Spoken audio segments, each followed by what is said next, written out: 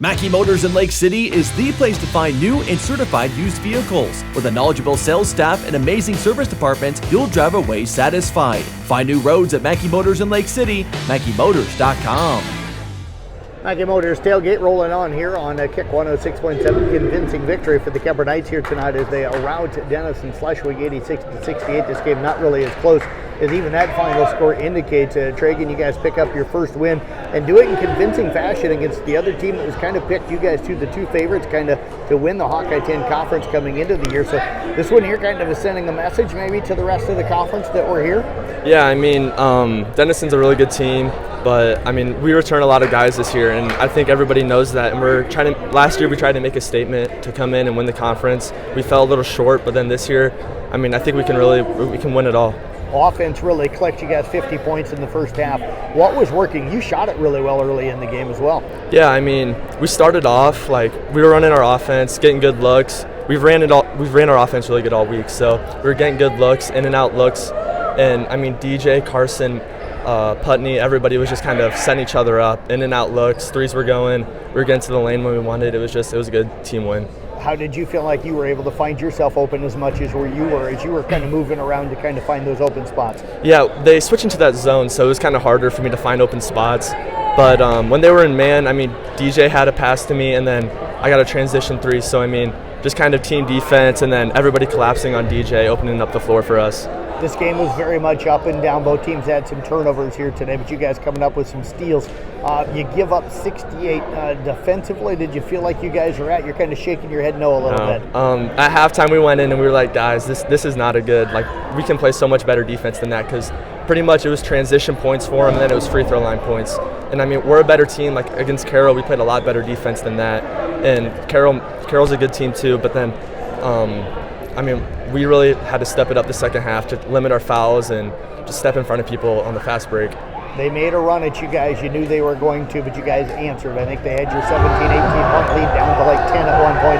Had a couple of chances to cut it in. How were you guys able to stretch that lead back out late? Same thing as the first half, just in and out looks, just team basketball. I mean, our whole roster is very talented this year, and we play with a lot of guards, so it's a lot of kick out threes, it's a lot of blowing by people to get to the paint. So I mean, it's just team basketball, and we're like, you saw the scoreboard tonight. We had 15, 17.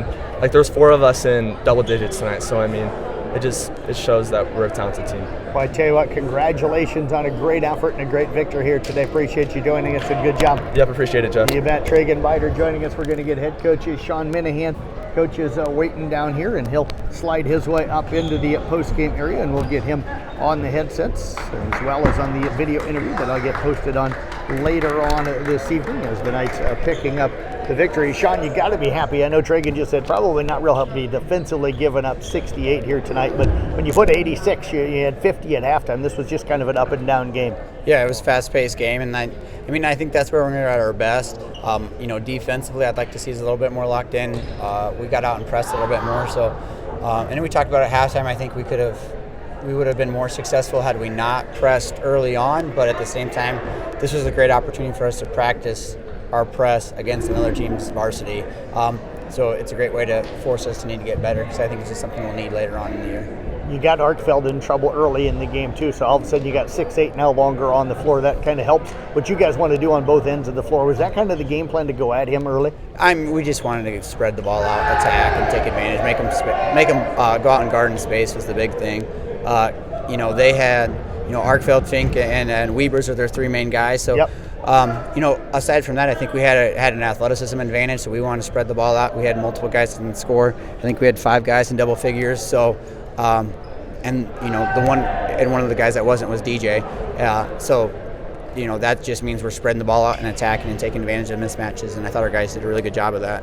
Carter Putney, I had him double digits in rebounds tonight. I think he finished with 10 according to my unofficial stats. But we'll take that. We had 9, so we'll take 10. We'll round up. But he's not the tallest guy in the world, but he just finds a way to get in there and rebound for you guys. Big heart, plays his butt off. Really good jumper. He can jump out of the gym. So he just competes his butt off.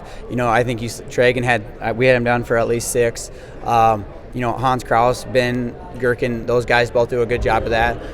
Brock, Will, Beiter, even more so once he gets a little bit healthier with his back. You can still see him getting up and down the floor. He's a little bit sore and stiff. So, I think we're just going to keep getting better at that stuff the more we keep repping it. Nice to see the three start going in for some of your guys today. Yeah, that was a lot. That was a nice change of pace. We didn't shoot the ball very well on Tuesday, so we know we have a lot of really good shooters.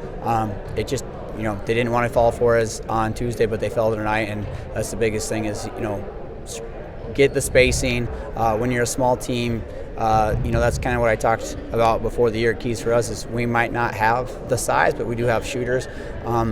And when we shoot the ball like that, that makes teams adjust their game plan, and they got to put smaller people out there to try to guard us. So I think that's definitely that thing that we can build on. So it's not so much live and die by the three, but it creates the space and it allows us to hit shots and also attack the basket. You guys got up by 18 in the second quarter, but early in the third they had trimmed it down to 8 at one point, or maybe late in the second quarter trimmed it down. What was the difference that allowed you guys to stretch this one all the way up to 24? The reason they trimmed it down is because we were giving up transition layups. We just didn't do a good job of whether it was rotations or just simply stopping the basketball. It was a combination of both.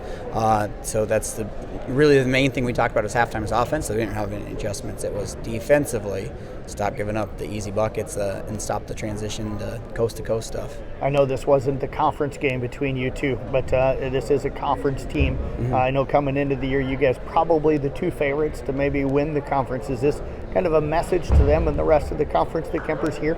I hope so. I hope it's also a message to our guys that this is what we're capable of when we go out and play really good basketball. Lewis Central's coming out hot to start the year. They're really, really well coached by Ricky Torres, who's a former Denison guy. Yep. Really, really well coached.